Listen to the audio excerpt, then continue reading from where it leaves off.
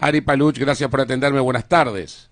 Buenas tardes, ¿cómo está usted? Bien, ¿qué es lo que ha presentado usted ante la Corte Internacional ¿cuál es? ¿La de Washington?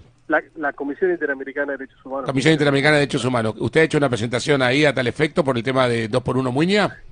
Así es, yo frente a la sentencia de la Corte Suprema de Justicia y a los efectos irradiantes que puede tener esa sentencia de la Corte y habiéndose agotado los recursos de jurisdicción interna, promoví una denuncia ante la Comisión Interamericana de Derechos Humanos contra el Estado argentino porque considero que a partir de este fallo el Estado argentino viola el derecho de las víctimas y de sus familiares contemplados en el Pacto de San José de Costa Rica y en la Convención Interamericana sobre Desaparición Forzada de Personas, pero fundamentalmente también está violando la jurisprudencia de la Corte Interamericana de Derechos Humanos, que ha establecido respecto de los delitos de lesa humanidad que deben ser perseguidos penalmente, juzgados, condenados, y las condenas deben ser cumplidas de manera efectiva. Cuando se habló de la Convención de Roma, que supuestamente iba en sentido contrario a esto, ¿usted qué refuta?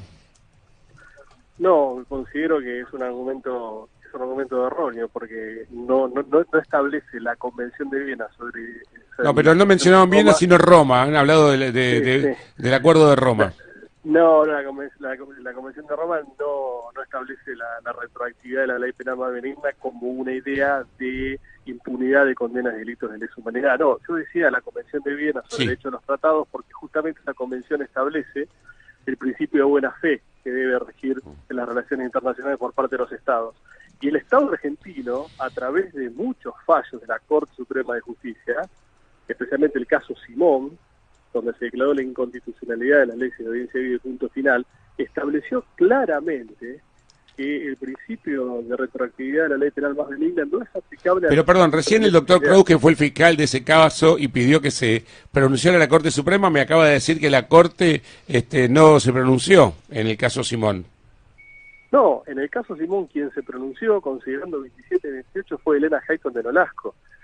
La doctora Hayton de Nolasco estableció expresamente, y también lo hizo el doctor Petraki en ese caso, que la retroactividad de la ley penal más benigna no se aplica en los casos de delito, los casos de lesa humanidad, delitos de lesa humanidad. Yo le cuento por qué le comento esto, porque hoy trascendió que en agosto de 2013 había habido una visión unánime de los 5 integrantes de la Corte en el tema Simón, y el doctor Kraus me dice que la nota periodística es fallida, que no es que se hubiera avalado, incluido Zaffaroni, esta cuestión. O sea, la nota decía que también hubo 2x1 aplicado en el 2013, la gestión Cristina, ya que Cristina había dicho que esto no pasaba con su gobierno.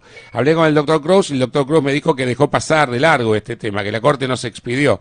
Y usted me dice que 2 integrantes de la Corte se expidieron. En el caso Simón, sí, cuando se declaró la inconstitucionalidad de las leyes de audiencia y punto final, en los votos de Petraki y Hayton de Nolasco, expresamente manifestaron que no se aplica el principio de retroactividad de la ley penal más benigna a los delitos de lesa humanidad. A ver, un segundo, Aldo, un segundo, Andrés. No, yo lo que quiero aclararle a Ari es que está hablando el doctor en un caso que es el caso original, donde se declaran inconstitucionalidades de las leyes de obediencia de vida y punto final, que es muy anterior al 2013. Y después, cuando viene el tema del 2x1, es otra cuestión. Son 2 historias distintas, Andrés. Son 2 historias distintas. Bueno, bien hecha la aclaración, porque como era el caso Simón me confundí. No, bueno. Esto para quienes no somos abogados es bastante complejo. Menos mal que acá en el estudio tengo un abogado. Sí, Andrés. El tema es el principio aplicado. Sí, la discusión acá es si es posible o no es posible aplicar el 2x1 a delitos de lesa humanidad, y si es posible o no es posible aplicar el principio de ley penal más benigna, de lesa humanidad, cuando esto implica una disminución o una computación de la pena. Y no distinguir que hay un régimen distinto para los delitos ordinarios y para los delitos de lesa humanidad.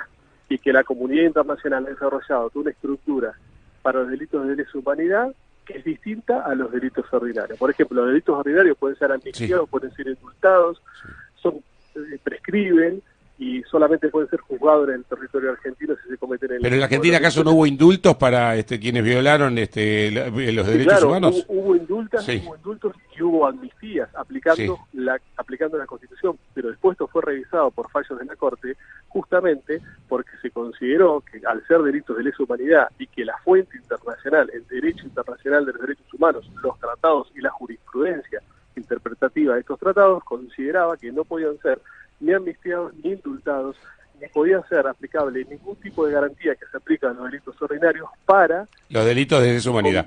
Andrés, le hago, bueno, entonces, dos preguntas finales. Una, si el día de mañana Menem es presidente del 2019, no podría indultar a nadie, supuestamente como hizo en su momento, vinculado con el tema de violación de derechos humanos. Si es el presidente del 2019 y quiere indultarlo, podría ser, pero esto sería pasible de que el Estado argentino incurriese en responsabilidad internacional y fuese considerado un Estado violador de los derechos humanos. Correcto. Y la segunda cuestión es la presentación que usted hace, porque hace un rato el doctor Cruz me decía, bueno, se puede hacer una presentación, como de hecho ha hecho, vaya la redundancia usted, pero esto no tiene efecto inmediato. ¿Cuánto tiempo puede pasar desde el fallo de la Corte, su presentación, y que esto tenga algún impacto en la justicia argentina?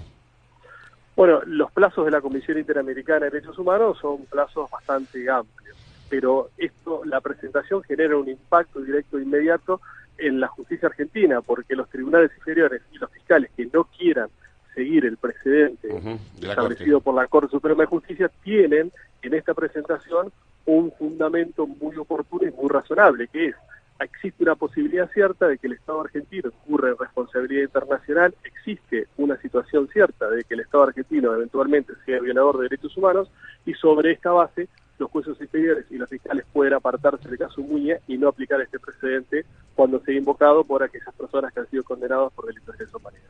Como siempre, clarísimo, Andrés, y disculpe por mi confusión, pero es bastante compleja toda la trama, ¿no?